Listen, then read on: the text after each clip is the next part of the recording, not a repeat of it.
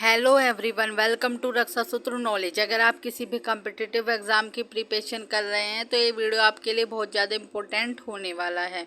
तो चलते हैं अपने न्यू टॉपिक की तरफ। हमारा आज का टॉपिक है भारत की जलवायु। भारत की जलवायु से संबंधित जितने फैक्ट होंगे उन्हें हम यहाँ पर पढ़ेंगे। जलवायु किसी भी क्षेत्र में लंबे समय तक मौसम की एक समान स्थिति रहने को उस क्षेत्र की जलवायु कहते हैं। मोस्ट इम्पोर्टेंट है। नेक्स्ट देखते हैं भारत की जलवायु कैसी है। तो भारत की जलवायु उष्णकटिबंधीय मानसूनी प्रकार की जलवायु है। भारतीय मौसम वेधशाला का मुख्यालय कहाँ पर स्थित है? इसकी स्थापना 1875 में हुई थी। पहले ये शिमला में स्थित था, लेकिन अब ये पुणे में स्थित है। मोस्ट इम्पोर्टेंट है। नेक्स्ट देखते हैं भारतीय जलवायु को प्रभावित करने वाले कारक कौन कौन से कारक हैं। तो इसमें सबसे पहले आता है हिमालय, जो भारत के उत्तर में स्थित है। यह मध्य एशिया से आने वाली जो तीव्र हवाएं होती हैं उनको भारत में प्रवेश करने से रोकता है हिमालय। मोस्ट इम्पोर्टेंट है। नेक्स्ट आता है हिंद महासागर। ये भारत के दक्षिण भाग में स्थित है और भूमध्य रेखा की समीपता के कारण भारत भूमध्य रेखा से कुछ दूर ही स्थित है। उष्णकटिबंधीय जलवायु आदर्श स्वरूप में पाई जाती है। मोस्ट इम्पोर्टेंट है। नेक्स्ट देखते हैं भारत में 4 ऋतुएं होती हैं। कौन कौन सी?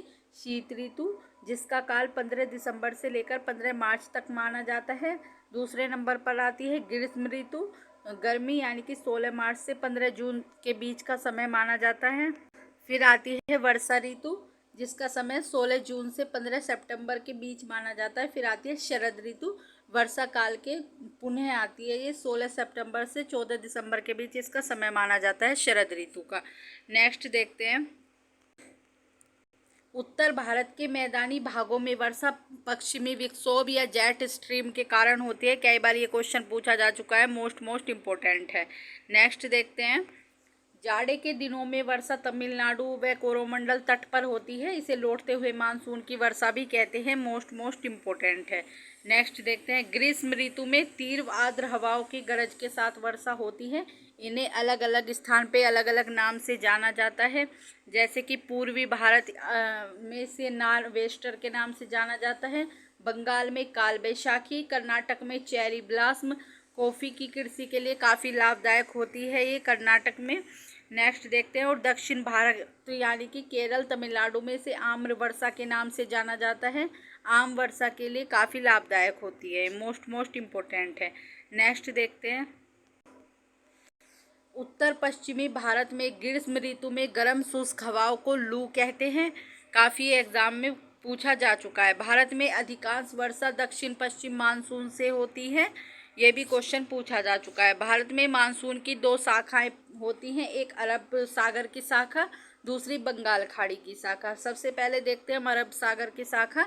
सबसे ज़्यादा इसी शाखा से भारत में वर्षा होती है। भारत में सबसे पहले मानसून प्रस्फोट भी कहा जाता है इसे। केरल में सबसे पहले वर्षा होती है पश्चिमी घाट से पर्वत से टकराकर। यहाँ जून के पहले सप्ताह में केरल के तटों पर वर्षा होती है दक्षिण पश्चिम मानसून के कारण। तो दक्षिण पश्चिम मानसून अरब सागर से आता है। मोस्ट इम्पोर्टेंट है। नेक्स्ट देखते हैं बंगाल की खाड़ी की शाखा। गारो खासी जियांत्या से टकराकर मानसून से वर्षा होती है बंगाल की खाड़ी के द्वारा। और ये मावसिनराम जो मेघालय में स्थित है, दुनिया में सर्वाधिक वर्षा यहीं पर होती है इसी कारण से। ये गारो खासी जयंतिया तीनों ही पहाड़ियाँ मेघालय में स्थित है। नेक्स्ट देखते हैं सर्वाधिक वर्षा देखते हैं हिमालय से टकराकर धर्मशाला के पास ज़्यादा वर्षा होती है उत्तर भारत में। और राजस्थान में अवरोध न होने के कारण, कोई पर्वत न होने के कारण वहाँ पर वर्षा का अभाव रहता है। जो अरावली है वो समांतर पहाड़ियाँ हैं, ज़्यादा ऊंची नहीं है वो। फिर यहाँ देखते हैं दक्षिण पश्चिम मानसून से कम वर्षा कहाँ पर होती है। तो दक्षिण पश्चिम मानसून से कम वर्षा तमिलनाडु के तटों पर होती है, क्योंकि तमिलनाडु में अधिकांश वर्षा उत्तर पूर्वी मानसून के कारण होती है। नेक्स्ट देखते हैं अब ये मानसून का मैप है, एक बार हम इसे देख लेते हैं। सबसे पहले देखते हैं यहाँ पर 1 जून में इधर ऐसे वर्षा होती है। यहाँ पर चेन्नई, ये तमिलनाडु का एरिया है, ये रह जाता है वर्षा हुए बिना, इधर होती है। फिर 5 जून को बेंगलुरु से होती हुई इधर को निकल जाती है। 10 जून को हैदराबाद वगैरह, भुवनेश्वर, उड़ीसा, कोलकाता की साइड निकल जाती है। और ये फिर 15 जून को इधर हमारे उत्तर प्रदेश के आसपास तक मानसून आता है। 1 जुलाई ये इधर राजस्थान से निकल जाते हैं। इधर कोई अवरोध ना होने के कारण इधर वर्षा का अभाव रहता है। एक बार इसे देख लीजिए, इसका स्क्रीनशॉट ले लीजिए। ये वर्षा के प्रकार है, कब कब होती है वर्षा। अब हम यहाँ भारत की मिट्टियाँ पढ़ेंगे। भारत की मिट्टी, मिट्टी का अध्ययन मृदा विज्ञान या पेडोलॉजी कहलाता है। मोस्ट इम्पोर्टेंट है। भारतीय कृषि अनुसंधान कहाँ पर स्थित है? तो ये नई दिल्ली में स्थित है। मिट्टियाँ 8 प्रकार की होती हैं। कौन कौन सी होती हैं? जलोढ़ मिट्टी मोस्ट इम्पोर्टेंट है, इससे क्वेश्चन पूछे जा चुके हैं। नदियों द्वारा लाई गई मिट्टी को ही जलोढ़ मिट्टी कहते हैं। इसमें अधिकता देखते हैं। अधिकता इसमें पोटास की अधिकता होती है और कमी होती है नाइट्रोजन, फास्फोरस और ह्यूमस की इसमें कमी होती है। इसके भी 2 प्रकार होते हैं जलोढ़ मिट्टी के, खादर बांगर। खादर पुरानी जलोढ़ मिट्टी को कहते हैं और बांगर नई जलोढ़ मिट्टी को कहते हैं। मोस्ट इम्पोर्टेंट है। सॉरी, ये उल्टा लिखा गया है। इसमें जो खादर है वो न्यू जलोढ़ मिट्टी को कहते हैं और बांगर पुरानी जलोढ़ मिट्टी को कहते हैं, तो इसको ठीक कर लेना आप। नेक्स्ट देखते हैं काली मिट्टी या रेंगुर मिट्टी। इसमें कपास की मिट्टी भी कहते हैं क्योंकि कपास की खेती इसमें बहुत अच्छे से होती है काली मिट्टी में। इसका निर्माण बेसाल्ट चट्टानों के टूटने फूटने से होता है। काला रंग टिटनेस फेरस मैग्नेटाइट के कारण होता है। ये क्वेश्चन भी पूछा जा चुका है कि काली मिट्टी का काला रंग किस कारण से होता है। मोस्ट इम्पोर्टेंट है। इसमें अधिकता होती है आयरन, चूना, एल्युमिनियम, मैग्नीशियम तत्वों की अधिकता होती है काली मिट्टी में। पाई जाती है भारत में कहाँ कहाँ पाई जाती है? गुजरात, महाराष्ट्र, मध्य प्रदेश के पश्चिमी क्षेत्र, उड़ीसा के दक्षिण क्षेत्र और तमिलनाडु के कुछ क्षेत्रों में पाई जाती है काली मिट्टी। मोस्ट इम्पोर्टेंट है। नेक्स्ट देखते हैं लाल मिट्टी या रेड सोइल। इसका निर्माण कयांतरित चट्टानों के विघटन वियोजन से होता है। ये क्वेश्चन पूछा जा चुका है कि कयांतरित चट्टानों से किस मिट्टी का निर्माण होता है?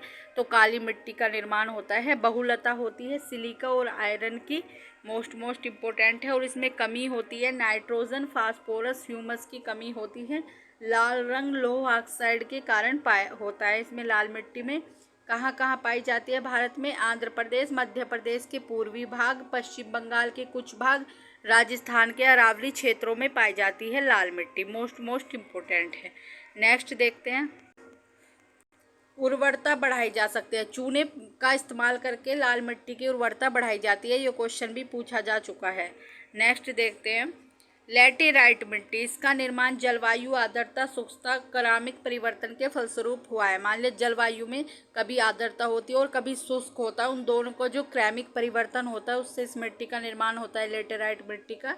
इसमें बहुलता होती है आयरन और सिलिकन की। मोस्ट इम्पोर्टेंट है सिलिका की। यह 3 प्रकार की होती है। कौन कौन सी? लाल लेटेराइट, सफ़ेद लेटेराइट और जलवायु लेटेराइट।